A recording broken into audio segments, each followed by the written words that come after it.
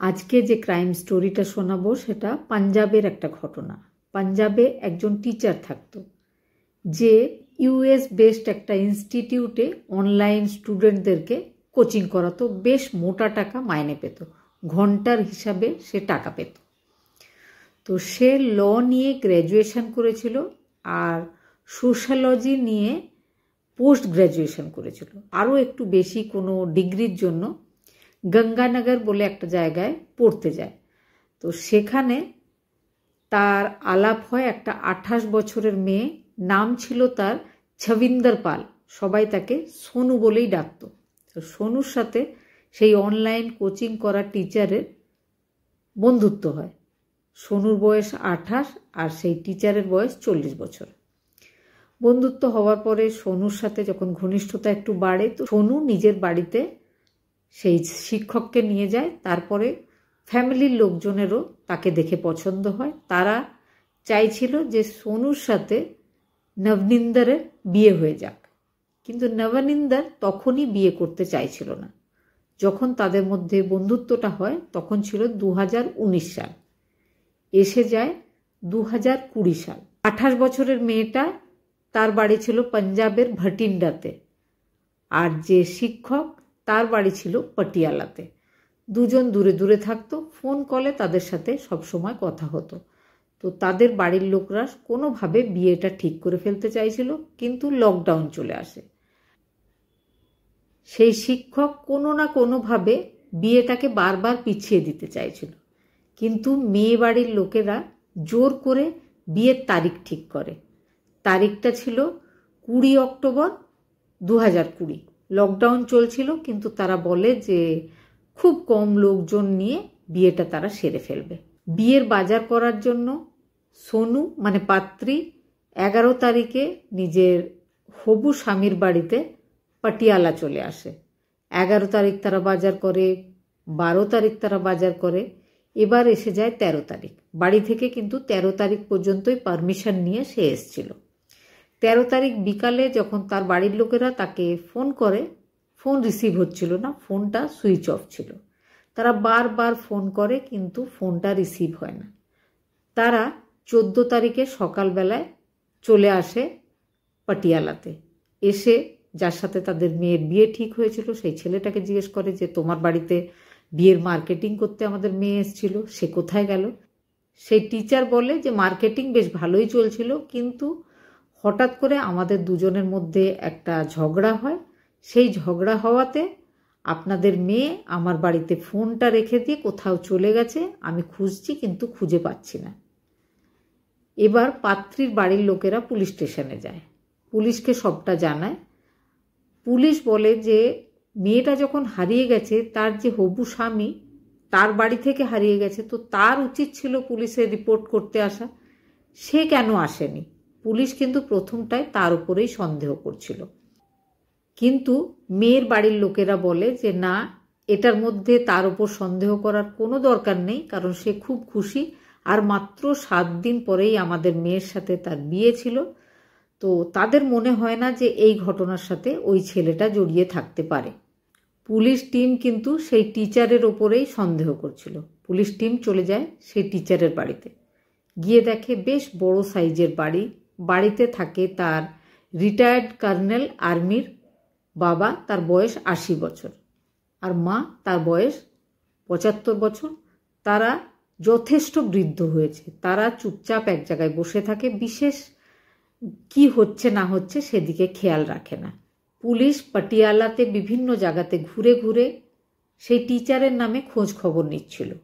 খোঁজ নিতে নিতে পুলিশ একসময় জানতে পারে যে টিচারের অলরেডি বিয়ে হয়ে গেছিল 2018 সালে। পুলিশ কিন্তু অবাক হয়, সে ম্যারেড, আবার তার সাথে সোনুর বিয়ে ছিল। পুলিশ এবার সোনুর বাড়িতে গিয়ে জিজ্ঞাসাবাদ করে সোনুর ফ্যামিলির সাথে। তাদেরকে জানতে চায় পুলিশ যে তারা জানতো কিনা যে তাদের হবু জামাই অলরেডি ম্যারেড। তারা তো অবাক হয়ে যায়, তারা কোনোদিন এই ব্যাপারটা জানতোই না। তারা ভটিন্ডাতে থাকে, তারা কোনোদিন পটিয়ালাতে এসে এই সমস্ত খোঁজ খবর নেওয়ার প্রয়োজনও মনে করেনি। আর তারা সেই টিচারকে বিশ্বস্ত বলেই মনে করত, সেই জন্য তাদের কোনো সন্দেহ হয়নি। কিন্তু পুলিশ তাদেরকে জানায় যে তার যে প্রথম স্ত্রী সে কিন্তু হার্ট অ্যাটাকে মারা গেছে। পুলিশ তাহলে ভাবে যে হয়তো সেই জন্যই সে তাদেরকে জানায়নি, কারণ হার্ট অ্যাটাকে যেহেতু মারা গেছে, মারা যাওয়ার পরে একজন মানুষ দ্বিতীয় বিয়ে করতেই পারে। কিন্তু মেয়েটার বাড়ির লোকেরা পুলিশকে জানায় যে তার সাথে ওই মেয়েটার সম্পর্ক 2019 থেকে, স্ত্রী মারা গেছে 2020 সেপ্টেম্বর মাসের 19 তারিখে। স্ত্রী মারা যাওয়ার অনেক আগে থেকেই সোনুর সাথে ওই টিচারের একটা রিলেশন ছিল।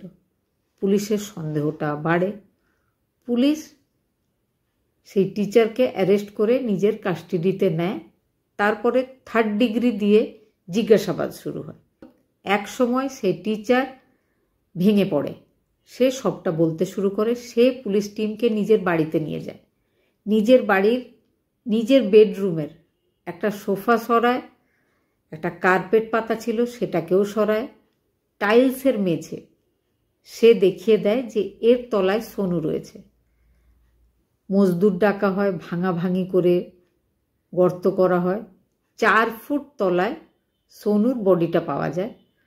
সোনুর বডি পাওয়া গেলে বডিটাকে পুলিশ নিজের কাস্টাডিতে নিয়ে নেয়। এবার কিন্তু টিচারকে আরও ভালোভাবে জিজ্ঞাসাবাদ শুরু হয়।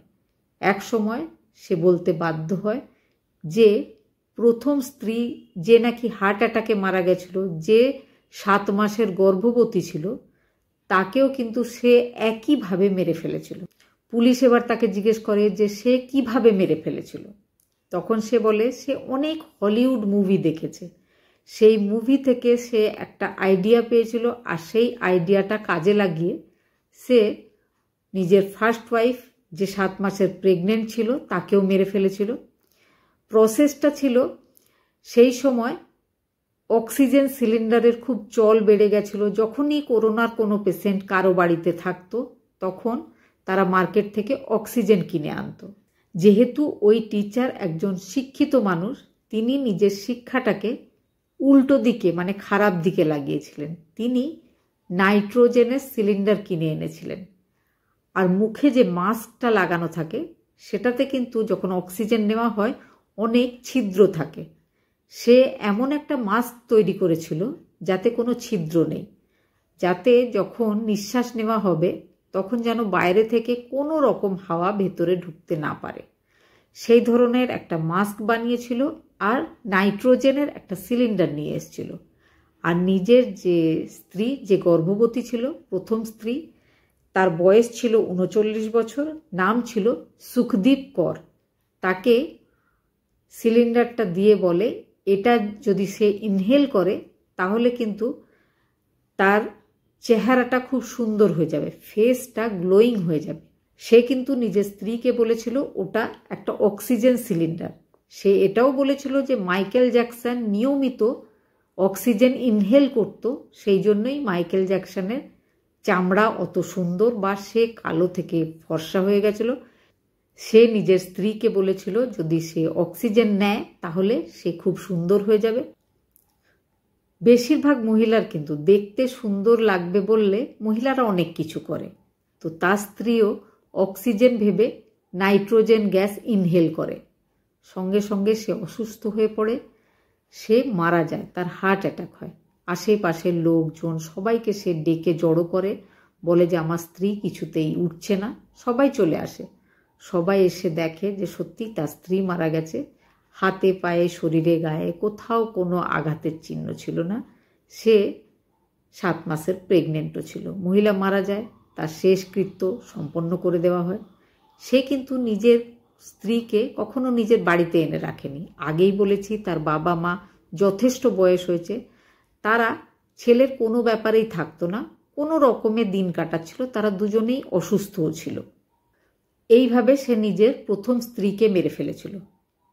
তারপরে প্রথম স্ত্রী থাকাকালীনই সোনুর সাথে তার অ্যাফেয়ার হয়।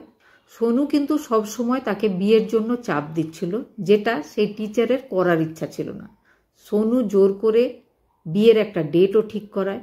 সোনুর ওপরেও তার রাগ হয়, সেই জন্য সে আবারও নাইট্রোজেনের একটা সিলিন্ডার নিয়ে আসে, সোনুকে বলে তোমার বিয়ে হবে 7 দিন পরে, তুমি যদি এই অক্সিজেনটা ইনহেল করো তাহলে তোমার ফেস গ্লোয়িং হয়ে যাবে, তুমি যখন কনে সাজবে তোমাকে দেখতে খুব ভালো লাগবে। সোনু রাজি হয়ে যায়। সোনু অক্সিজেন মনে করে নাইট্রোজেনটা ইনহেল করে। সোনুও একই রকমভাবে যেমন করে তার প্রথম স্ত্রী মারা গেছিল, সোনুও মারা যায়। আগে থেকেই সে ব্যবস্থা করে রেখেছিল নিজের বেডরুমে, 4 ফুট গর্ত খুঁড়ে রেখেছিল, সেখানে সোনুকে চাপা দিয়ে দেওয়া হয়, উপরে টাইলস লাগিয়ে দেওয়া হয়, তার উপরে কার্পেট পেতে একটা সুন্দর সোফা পেতে দেওয়া হয়। কিন্তু টিচার ধরা পড়ে যায় সোনুকে আর নিজের প্রথম স্ত্রীকে মেরে ফেলার অপরাধে। এবার পুলিশের প্রশ্ন যে প্রথম জনকে মেরে ফেলেছিল যখন, তাহলে তো সোনুর সাথে বিয়ে করে আবার সংসার করা উচিত ছিল, সোনুকেও কেন মেরে ফেলল? জিজ্ঞাসাবাদের পরে পুলিশ এটাও জানতে পারে যে প্রথম স্ত্রীকে সে বিয়ে করেছিল ফেব্রুয়ারি 2018-তে। অক্টোবর 2018-তে সে আরও একটা বিয়ে করেছিল, তার নাম ছিল লখভিন্দর। তো লখভিন্দর আর যে প্রথম বউ সুখদীপ, দুজন কিন্তু একই পাড়াতেই কিছুটা দূরে দূরে থাকতো। সে নিজের কোনো স্ত্রীকেই নিজের বাড়ি নিয়ে যেত না, কিন্তু একই পাড়াতে দুজনকে রেখেছিল। বড় বউ সবসময় তার সাথে ঝগড়া করত দ্বিতীয় বিয়েটা করার জন্য। এদিকে সে অন্য একটা জায়গায় পড়াশোনার কোর্স করতে গিয়ে সোনুর সাথে বন্ধুত্ব করেছিল। সোনুর সাথে বিয়ে করবে সে কখনোই ভাবেনি।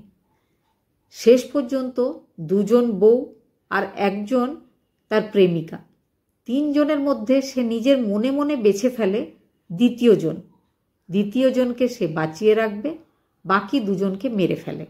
পটিয়ালার আরবান কলোনি বলে একটা জায়গাতে ওই শিক্ষক নিজের বৃদ্ধ মা আর বাবার সাথে থাকত। 2014-তে তাদের ঠিক সামনে বাড়ির একটা মেয়ে সুসাইড করেছিল। ঠিক কী কারণে সুসাইড করেছিল সেটা আজও জানা যায়নি। পুলিশের সন্দেহ ওই ব্যাপারটাতেও কোথাও না কোথাও হয়তো এই শিক্ষক নবনিন্দর প্রীত জড়িয়ে আছে। পুলিশ সমস্ত ব্যাপারটা জানার পরে নবনিন্দরকে অ্যারেস্ট করে। এখন লোয়ার কোর্টে তার কেস চলছে।